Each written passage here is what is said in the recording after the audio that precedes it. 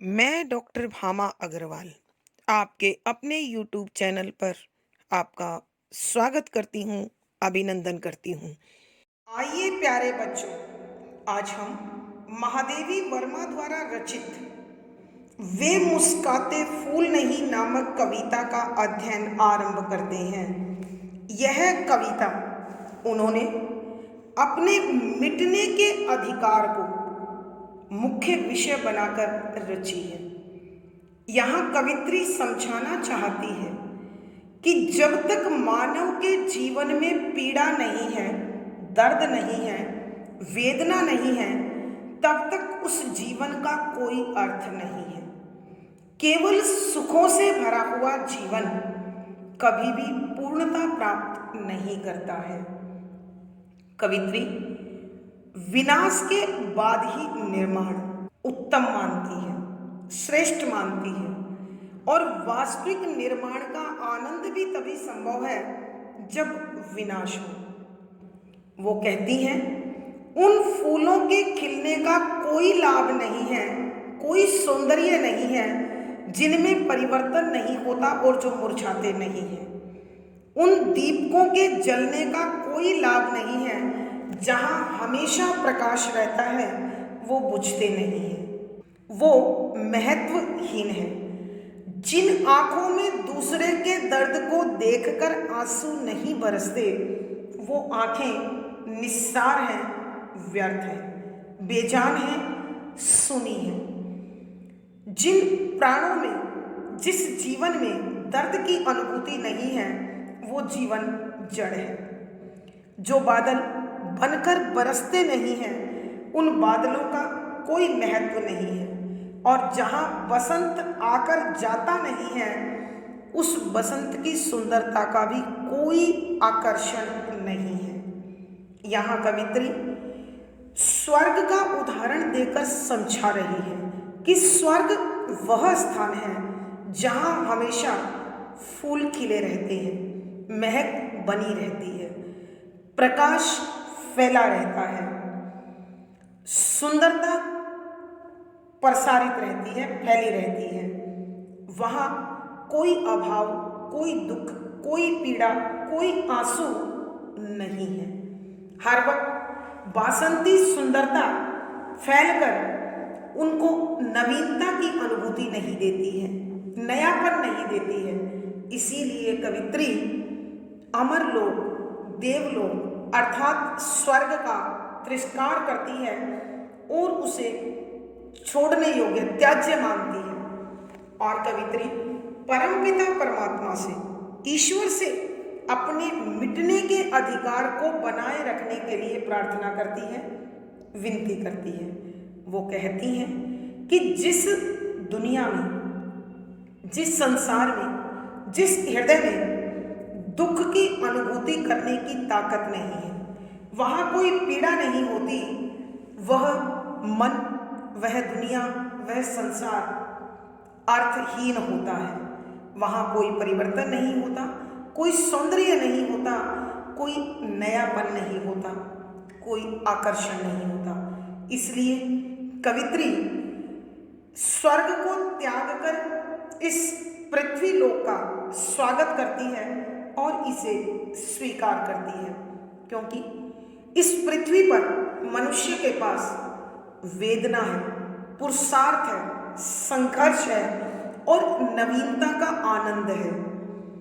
ये दुख, ये पीड़ा, ये वेदना मनुष्य की प्रेरणा शक्ति बनती है, समस्याओं में समाधान खोजने की शक्ति बनती है। और यहाँ इसी आकर्षण के कारण पृथ्वी लोक सर्वश्रेष्ठ मानती हैं और कवित्री अपने इस मिटने के अधिकार को बनाए रखना चाहती हैं ताकि नवीनता का आनंद उन्हें प्राप्त हो सके। इन्हीं भावों से भरे पदों की आइए अब हम व्याख्या करते हैं। पद संख्या 1। वे मुस्काते फूल नहीं जिनको आता है मुरझाना, वे तारों के दीप नहीं जिनको भाता है बुझाना। प्रसंग। प्रस्तुत पद हमारी हिंदी की पाठ्य पुस्तक आधुनिक हिंदी कविता में संकलित छायावाद की आधार स्तंभ कवित्री श्री महादेवी वर्मा जी द्वारा रचित वे मुस्काते फूल नहीं नामक कविता से लिया गया है। संदर्भ: कवित्री इस कविता में विनाश में निर्माण देखती है, मिटने में जीवन देखती है, मुरझाने में खिलना देखती है और अंधकार में प्रकाश देखती है। अर्थात कवित्री परिवर्तन से उत्पन्न नवीनता का स्वागत करती है और वो कहती है कि जहां मिटने का अधिकार नहीं है वहां जीवन सार्थक नहीं है। अपने इसी प्रकार के भावों को व्यक्त करते हुए कवित्री लिखती है कि व्याख्या: शब्दों के अर्थ आवश्यकता के अनुसार वे वो फूल मुस्काते खिले हुए फूल नहीं है जिन फूलों को आता है, अच्छा लगता है, जानते हैं मुरझाना मुरझा जाना। वे वो तारों के दीप नहीं कि तारों रूपी दीपक नहीं है जिनको भाता है बुझ जाना। भाता अर्थात अच्छा लगता है, प्यारा लगता है, बुझ जाना बंद हो जाना। इस पद में कवित्री महादेवी वर्मा जी विरोधाभासी गुणों को साथ साथ व्यक्त कर परिवर्तन में नवीनता के आनंद की अनुभूति लेते हुए उसको जीवन का सार समझते हुए कहती हैं कि जिन फूलों को मुरझाना नहीं आता उन फूलों के खिलने का भी कोई महत्व नहीं है, कोई उपयोगिता नहीं है। अर्थात जो फूल मुरझाता नहीं है उसमें नवीनता नहीं आ सकती, उसके रंग बदलने का जो आनंद है वो उन्हें प्राप्त नहीं हो सकता, उसकी महक का स्वरूप भिन्नता नहीं लेगा। वे तारों के दीप नहीं जिनको पाता है बुझ जाना, कि उन तारा रूपी दीपकों का भी कोई अर्थ नहीं है जो बुझते नहीं हैं, अर्थात जो डूबते नहीं हैं, उनका कोई सार नहीं है, कोई महत्व नहीं है। अर्थात कवित्री कहना चाहती है कि इस संसार में किसी भी तत्व का महत्व और उसकी वास्तविक शक्ति, उसके अंदर छिपी हुई ताकत तभी पता चलती है जब वो विनाश को प्राप्त होते हैं और पुनः निर्माण प्राप्त करते हैं। तो जो नवीनता, जो सौंदर्य उनके पुनः निर्माण में होगी वो बिना विनाश के संभव नहीं है। अतः मिटना अत्यंत आवश्यक है। आइए बच्चों, इस पद की व्याख्या हम एक बार फिर करते हैं। यहाँ कवित्री महादेवी वर्मा जी विनाश में ही निर्माण छिपा हुआ देखकर जानकर कहती हैं कि उन फूलों के खिलने का कोई महत्व नहीं है, कोई लाभ नहीं है, कोई सौंदर्य नहीं है जो मुरझाना नहीं जानते हैं, और उन तारे रूपक दीपकों का भी जलने का कोई फायदा नहीं है जो बुझना नहीं जानते। अर्थात कवित्री के कहने का भाव यह है कि यदि फूल मुरझाएंगे नहीं तो खिलने से मुरझाने के बीच का जो परिवर्तन है, जो प्रतिपल बदलता हुआ सौंदर्य है, वो अनुभूत नहीं होगा, महसूस नहीं होगा, और जो मुरझाने के बाद नवीनता प्राप्त होगी, नवीनता का जो नव सौंदर्य होगा वो भी उन्हें अनुभव करने का मौका नहीं मिलेगा। अतः कवित्री चाहती है कि इस संसार में जितने भी तत्व हैं वो मिटे भी, निर्मित भी हों और निर्माण की नवीनता के साथ, अपने नए सौंदर्य के साथ आशा का संचार भी इस पृथ्वी पर अवश्य करें। भावार्थ: कवित्री के कहने का भाव यह है कि विनाश में निर्माण को समझकर हमेशा विनाश का स्वागत करना चाहिए। विशेष यहाँ कवित्री सुख की अपेक्षा दुख को, निर्माण की अपेक्षा ध्वंस को, विनाश को महत्व देते हुए निर्माण की आकांक्षा प्रकट करती है। शुद्ध साहित्यिक खड़ी बोली का प्रयोग है, शांत रस प्रसाद गुण है, तुकांत छंद गेय शैली और संगीतात्मकता बनी हुई है। यहाँ रूपक, अनुप्रास, संदेश आदि अलंकारों का सुंदर सटीक प्रयोग हुआ है। पद संख्या 2। वे नीलम के मेघ नहीं जिनको है घुल जाने की चाह, वह अनंत ऋतु राज नहीं जिसने देखी जाने की राह। प्रसंग पूर्ववत संदर्भ। यहाँ कवित्री विनाश में निर्माण देख रही है, दुख में सुख ढूंढ रही है और विरोधाभासी तत्वों को साथ साथ रखकर जीवन के परिवर्तन में नवीनता का संचार करते हुए लिखती हैं कि वे नीलम के मेघ नहीं, कि वे वो नीलम नीले आकाश के मेघ बादल नहीं है जिनको है घुल जाने की चाह, कि जिन्हें खुलने की अर्थात बरसने की इच्छा नहीं है। अर्थात कवित्री कहना चाहती है नीले आकाश में घिरने वाले उन बादलों का कोई महत्व नहीं है जो खुलने को तैयार नहीं है, अर्थात जो बरसने को तैयार नहीं है। वो मिटेंगे तो सृष्टि को नया जीवन मिलेगा और वो पुनः निर्मित होंगे तो निर्माण के लिए उन्हें नया स्थान, नया सौंदर्य और नया स्वागत प्राप्त होगा।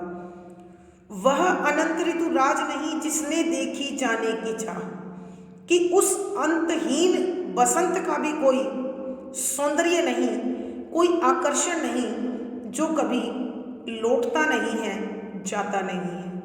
अर्थात जिस बसंत ने जाने के मार्ग को नहीं देखा है वो पुनः आगमन का आनंद भी नहीं ले सकता, उसे स्वागत का, सत्कार का मौका भी प्राप्त नहीं होगा।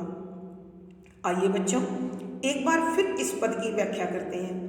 यहाँ कवित्री बता रही है कि नीले आकाश में बनने वाले उन बादलों के जीवन का कोई महत्व नहीं है जो घुलना नहीं जानते, बरसना नहीं जानते। अगर वो बरसेंगे नहीं तो प्रकृति को सौंदर्य नहीं मिलेगा और बादलों को नवीनता का सुखद एहसास नहीं होगा और उनका इन सृष्टि में पुनः स्वागत नहीं होगा, इंतजार नहीं होगा, सत्कार नहीं होगा। उसी प्रकार जो बसंत अंतहीन रहेगा, अर्थात जिस बसंत का अंत नहीं होगा, जो आकर जाने की राह नहीं देखेगा, उस बसंत को भी नवीनता का आनंद नहीं मिलेगा, स्वागत का आनंद नहीं मिलेगा, सत्कार का आनंद नहीं मिलेगा और नए रंग, नई महक, नया सौंदर्य प्राप्त नहीं होगा। अर्थात कवि के कहने का भाव यह है कि यदि नवीनता की चाह चाहिए, नवीनता का सौंदर्य चाहिए तो पुरातन का त्याग जरूरी है। भावार्थ। कवित्री के कहने का भाव यह है कि नवीनता के लिए पुरातन का मिटना आवश्यक है। विशेष यहाँ कवित्री ने सुख की अपेक्षा दुख को, आनंद की अपेक्षा पीड़ा को, निर्माण की अपेक्षा विनाश को महत्व दिया है ताकि दोनों का महत्व यथावत रह सके। शुद्ध साहित्यिक खड़ी बोली का प्रयोग है, शांत रस प्रसाद गुण है, अभिधा शब्द शक्ति है, तुकांत छंद गेय शैली और संगीतात्मकता है। यहाँ अनुप्रास, मानवीकरण आदि अलंकारों का सुंदर सटीक प्रयोग हुआ है। पद संख्या 3। वे सोने से नयन नहीं जिनमें बनते आंसू मोती, वह प्राणों की सेज नहीं जिसमें बेसुध पीड़ा सोती। प्रसंग। प्रस्तुत पद प्रसंग पूर्ववत संदर्भ। यहाँ कवित्री विनाश में निर्माण की, मृत्यु में जीवन की सार्थकता को देखती है और वो कहती है कि जिस शरीर में, जिस मन में, जिन आंखों में पीड़ा का झलकाव नहीं है, पीड़ा संचित नहीं होती है, उस जीवन को जीवन का वास्तविक आनंद भी प्राप्त नहीं होता है। इस जीवन की वास्तविकता को प्रकट करते हुए कवित्री लिखती हैं कि व्याख्या, शब्दों के अर्थ साथ साथ सुने, सन्नाटे से भरे, सुनेपन से भरे, बेजान, नीरस, नयन आंखें, आंसू मोती, आंसू रूपी मोती, प्राणों की सेज, प्राणों की सेज अर्थात प्राण शक्ति, जीवन जीने की ताकत, बेसुध, बेहोश, पीड़ा, दुख, वेदना, सोती आराम करती है। यहां कवित्री महादेवी वर्मा जी पीड़ा के महत्व को उजागर करते हुए लिखती हैं कि उन आंखों का कोई महत्व नहीं है जो दूसरों की पीड़ा को देखकर और अपनी मन में उस पीड़ा को अनुभव कर आंसू रूपी मोतियों की वर्षा नहीं करते हैं, और उस प्राण शक्ति का भी कोई महत्व नहीं है जहां कभी पीड़ा आराम से निवास नहीं करती है। अर्थात कवित्री के कहने का भाव यह है कि इन आंखों का महत्व तभी है जब ये आंखें किसी की पीड़ा को महसूस करें, तड़फ ना जाने और बरस ना जाने। तभी इन आंखों में आने वाला आंसू का कण मोती के समान अनमोल बन सकता है। वह जीवन सार्थक है जो दूसरों की पीड़ा में बेहोश होना जानता है, अर्थात पीड़ा को आंतरिक स्तर पर अनुभव करना जानता है। अगर किसी हृदय में पीड़ा महसूस नहीं होती है तो वो हृदय सूना होता है, बेजान होता है, शक्तिहीन होता है, सारहीन होता है, निरर्थक होता है। वास्तव में प्राणों की शक्ति वहीं अर्जित होती है जहां कभी न कभी पीड़ा की वीणा बजती है। उसी को प्रेरणा शक्ति का प्रसाद मिलता है। आइए बच्चों, इस पद की व्याख्या एक बार फिर करते हैं। यहाँ कवित्री महादेवी वर्मा जी जीवन में पीड़ा के महत्व को महसूस करते हुए लिखती हैं कि वे सोने से नयन नहीं जिनमें बनते आंसू मोती। कि कवित्री के कहने का भाव यह है कि जिन आंखों ने कभी दूसरों की और अपनी वेदना को महसूस कर आंसू रूपी मोती नहीं छलकाए हैं, नहीं बरसाए हैं, वो आंखें सोनी, बेजान, निरर्थक कही जाएंगी। अर्थात उनका कोई महत्व नहीं होगा, वो शक्तिहीन होंगी, प्राणहीन होंगी। उसी प्रकार जिस जीवन में पीड़ा का अनुभव नहीं है, चाहे वो पीड़ा अपनी हो या दूसरी की, जब मनुष्य के मन में वो पीड़ा अनुभव होती है तभी वहाँ नई प्रेरणा शक्ति का जन्म होता है। अर्थात कवित्री के कहने का भाव यह है कि जो हृदय कोमल है, जो हृदय भावुक है, जो हृदय संवेदनशील है, वहाँ पीड़ा का एहसास होता है, और पीड़ा का यही एहसास मानव को मानव बनाता है, उसमें नई शक्ति का संचार करता है और नवीन कार्यों की प्रेरणा देता है। भावार्थ, कवित्री के कहने का भाव यह है कि जब कोई हृदय पीड़ा का अनुभव करता है तभी उस हृदय के धड़कने का अर्थ है, अन्यथा वो जीवन जीवित होकर भी निर्जीव से बेकार है। विशेष यहाँ कवित्री ने पीड़ा के महत्व को उद्घाटित किया है। शुद्ध साहित्यिक खड़ी बोली का प्रयोग है। लक्षणा शब्द शक्ति है। शांत रस प्रसाद गुण अथवा करुण रस प्रसाद गुण लिखा जा सकता है। तुकांत छंद गेय शैली और संगीतात्मकता बनी हुई है। यहाँ अनुप्रास, उल्लेख, रूपक, मानवीकरण आदि अलंकारों का सुंदर सटीक प्रयोग है। पद संख्या 4, ऐसा तेरा लोक वेदना नहीं नहीं जिसमें अवसाद, जलना जाना नहीं नहीं जिसमें जाना मिटने का स्वाद।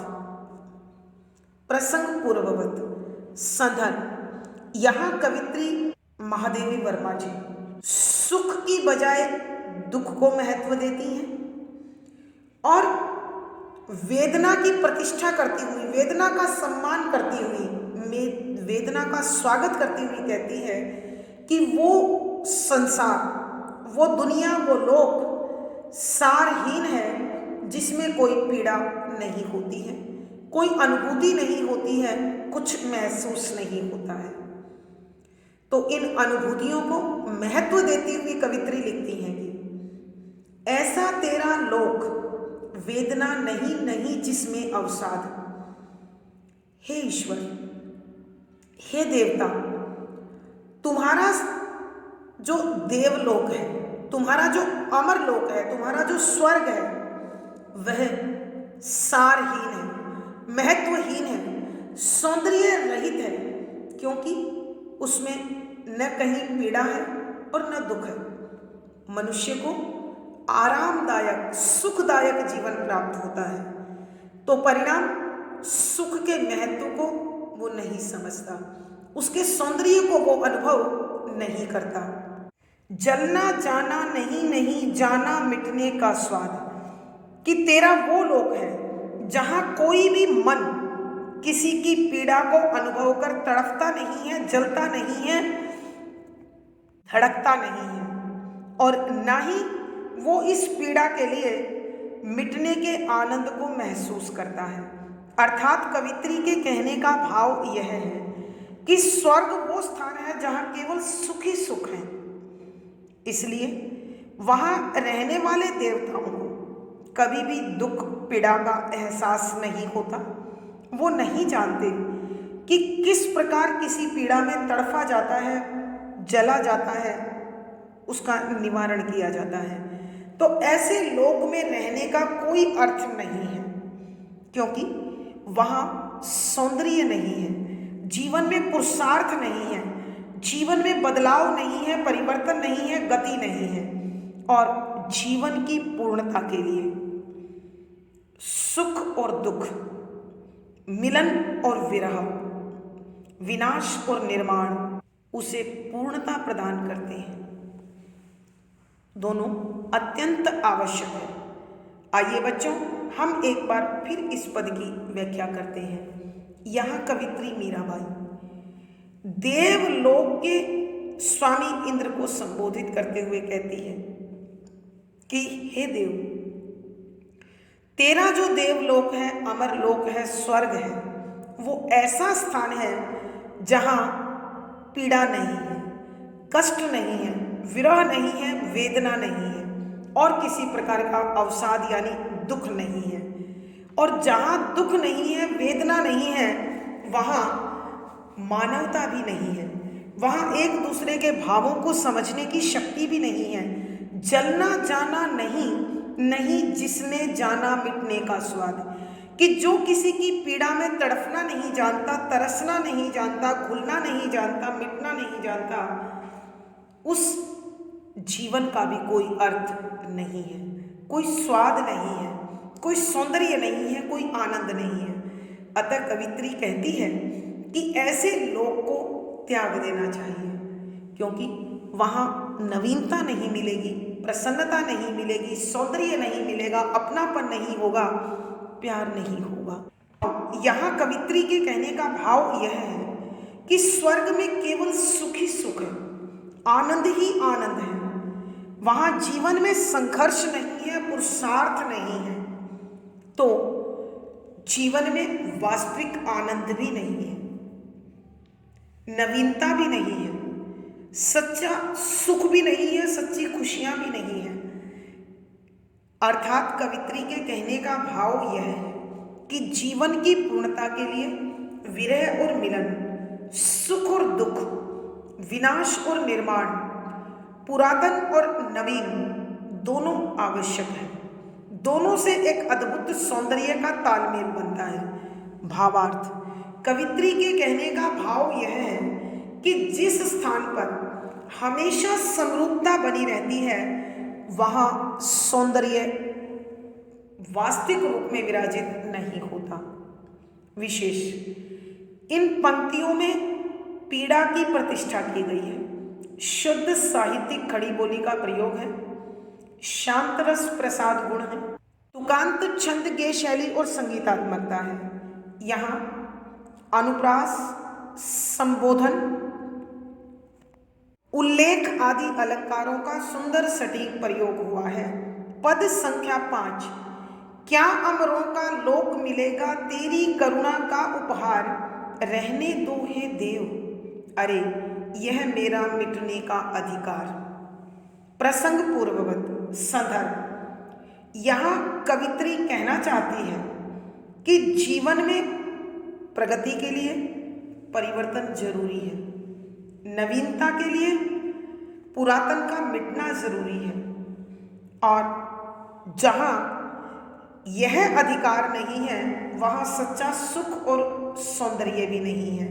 अतः स्वर्ग लोक में वेदना और पीड़ा न होने के कारण कवित्री उसे न होने के कारण स्वर्ग लोक में वेदना और पीड़ा न होने के कारण कवित्री उसे त्याज्य मानती है, छोड़ने योग्य मानती है। इसलिए ईश्वर से प्रार्थना करते हुए कहती है कि क्या अमरों का लोक मिलेगा। क्या क्या अमर देवता, लोक, दुनिया, संसार अर्थात स्वर्ग मिलेगा, प्राप्त होगा। तेरी करुणा का उपहार, उपहार माने भेंट, कि जो मेरे हृदय में करुणा है उसकी मुक्ति के लिए जो मैं कोशिश कर रही हूँ, क्या उसके बदले मुझे स्वर्गलोक मिलेगा। रहने दो हे देव, कि हे देव, हे ईश्वर, मुझे यह स्वर्गलोक नहीं चाहिए। अरे यह मेरा मिटने का अधिकार, मुझे पृथ्वी लोक चाहिए और यहाँ मिटने का मेरा अधिकार सुरक्षित बना रहना चाहिए। अर्थात कवित्री के कहने का भाव यह है कि हे दयालु ईश्वर, हे कृपा करने वाले ईश्वर, मुझे कभी भी स्वर्ग मत देना, क्योंकि स्वर्ग में सुख है, दुख नहीं है, खुशियां हैं, पीड़ा नहीं है। तो मैं जीवन को गति देने के लिए, नवीनता पाने के लिए, परिवर्तन पाने के लिए पृथ्वी लोक पर ही रहना चाहती हूँ, मुझे मुक्ति नहीं चाहिए। अर्थात अगर मुक्त अवस्था में मैं पहुंच गई तो वहां पीड़ा और वेदना की अनुभूतियां मुझे नहीं होंगी और समस्त भाव मुझसे छूट जाएंगे। तो मेरी मानवता का जो भाव है, जो नवीन प्रेरणा शक्ति है, जो नवीन कर्मठता है, जो नवीन भावनाएं हैं, जो नवीन अनुभूतियां हैं, वो सब समाप्त हो जाएगी। अर्थात कवित्री के कहने का भाव यह है कि जीवन का वास्तविक सौंदर्य नवीनता में है, और वो नवीनता पुरुषार्थमयी पृथ्वी पर ही संभव है। आइए बच्चों, इस पद की व्याख्या एक बार फिर करते हैं। यहाँ कवित्री महादेवी वर्मा जी ईश्वर से प्रश्न करते हुए कहती है कि क्या जो मेरे हृदय में करुणा का भाव है, दया का भाव है, सहानुभूति का भाव है, संवेदना का भाव है, क्या उसके बदले आप मुझे स्वर्गलोक देना चाहते हैं। लेकिन प्रभु, मुझे स्वर्गलोक मत देना, मुझे पृथ्वी लोक चाहिए, जहाँ जन्म और मृत्यु जुड़े हुए हैं, जहाँ मिटने का अधिकार प्रत्येक तत्व को है। क्योंकि स्वर्ग में सुख है, आनंद है, सुंदरता है, प्रकाश है, लेकिन वहाँ पर दुख नहीं है, पीड़ा नहीं है, अंधकार नहीं है, संघर्ष नहीं है, और इनके बिना जीवन में नवीनता और परिवर्तन नहीं है। अर्थात कवित्री के कहने का भाव यह है कि इस संसार में पुरुषार्थ है, सुख दुख में, नवीन पुरातन में, निर्माण विनाश में, जन्म और मृत्यु का जो आकर्षण है वही जीवन को पूर्णता प्रदान करता है। भावार्थ, कवित्री के कहने का भाव यह है कि जब तक दोनों तत्वों में तालमेल नहीं है, दोनों का आनंद नहीं मिलता, तब तक वास्तविक सौंदर्य उत्पन्न नहीं होता। विशेष यहाँ कवित्री ने परमपिता परमात्मा के विरह में तड़पती हुई जीवात्मा को अधिक महत्वपूर्ण समझा है मोक्ष की अवस्था से। शुद्ध साहित्यिक खड़ी बोली का प्रयोग है, लक्षणा शब्द शक्ति है, शांत रस प्रसाद गुण है, तुकांत छंद के शैली और संगीतात्मकता बनी हुई है। यहाँ अनुप्रास, प्रश्न, संबोधन, वक्रोक्ति आदि अलंकारों का सुंदर सटीक प्रयोग हुआ है। इस पद के साथ ही प्यारे बच्चों, हमारी यह कविता और आज की कक्षा दोनों समाप्त होती है। अगली वीडियो में फिर मुलाकात होगी। आशा है पढ़ा गया विषय आपको समझ में आ गया होगा। वीडियो को लाइक करें, शेयर करें और चैनल सब्सक्राइब करें। आपका दिन और जीवन मंगलमय हो, इसी शुभकामनाओं के साथ धन्यवाद, आभार।